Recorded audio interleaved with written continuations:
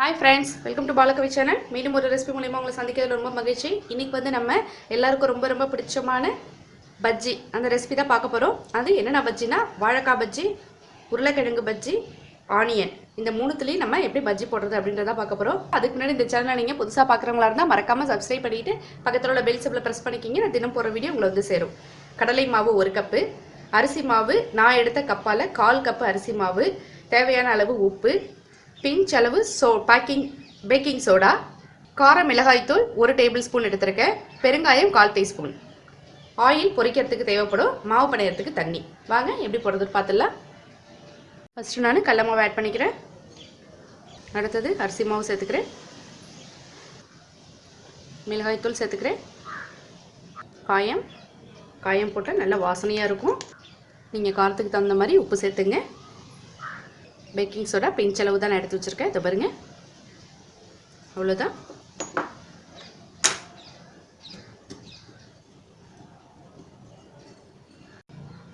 First எல்லாத்தையும் நல்லா mix பண்ணிக்கிங்க.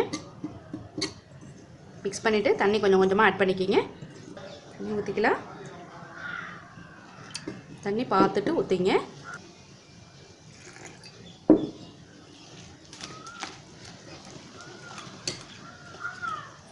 திக்காவும் இருக்கக்கூடாது, தண்ணியாகவும் இருக்கக்கூடாது.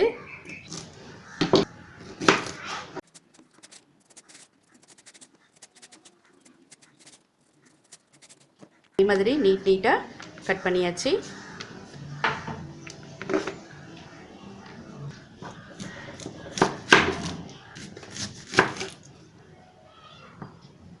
கட் பண்ணிட்டோம். நம்ம உருளைக்கிழங்கு எடுத்துக்கலாம்.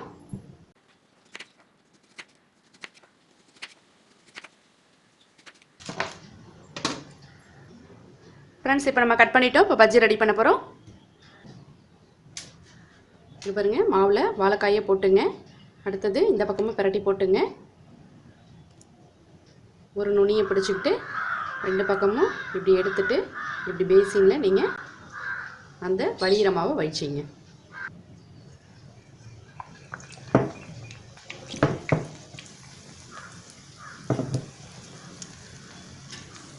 பொறுமையாக பிரட்டி விடுங்க.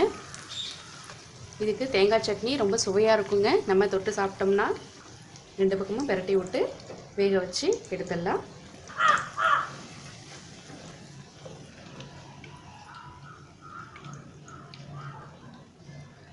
தோல் சீவாமல் தான் நம்ம வாழைக்காய் பஜ்ஜி போட்டிருக்கோம். இதோ பாருங்க, அந்த வாழைக்காயில் நம்ம மெல்லிஸாக காய் சீவுறது வச்சு சீவுனதுனால அந்த தோல் மெல்லிஸாக வந்திருக்கும் பாருங்கள். அடுத்தது பொட்டேட்டோ பஜ்ஜி போடலாம். 4 பீஸ் நான் எடுத்துக்கிட்டேன். அதே மாதிரி மாவை 2 சைடு பிரட்டிட்டு ஒரு கார்னரில் பிடிச்சி இந்த இடத்துல லைட்டாக தடவிட்டு நீங்கள் ஆயிலில் போட்டுருங்க.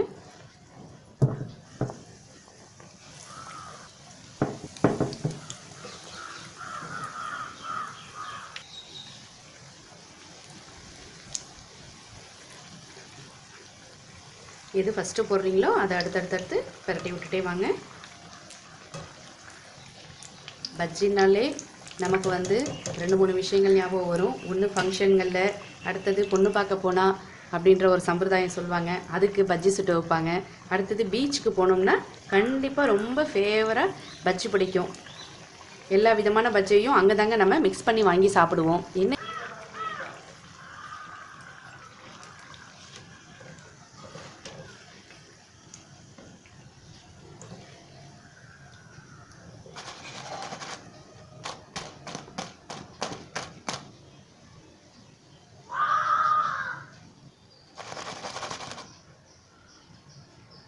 ஆனியன் பஜ்ஜி கோட்டிங் பண்ண போகிறோம்.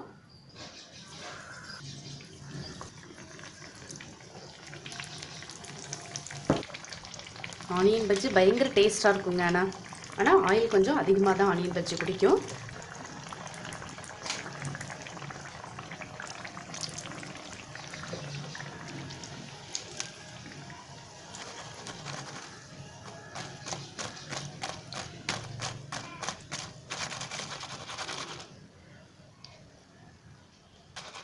ஃப்ரெண்ட்ஸ், 3 விதமான வாழைக்காய், உருளைக்கிழங்கு, வெங்காயம் பஜ்ஜி ரெடி ஆயிடுச்சு. சுவையான பஜ்ஜி ரெடி ஆயிடுச்சு. நீங்களும் செஞ்சு ட்ரை பண்ணி பாருங்க. மறக்காம இந்த சேனலை சப்ஸ்கிரைப் பண்ணிட்டு பக்கத்துல உள்ள பெல் சிம்பலை பிரஸ் பண்ணிக்கிங்க. நான் தினம் போடுற வீடியோ உங்களை வந்து சேரும். இதுக்கு தேங்காய் சட்னி ரொம்ப டேஸ்ட்டாக இருக்கும். தேங்க்யூ ஃபார் வாட்சிங்.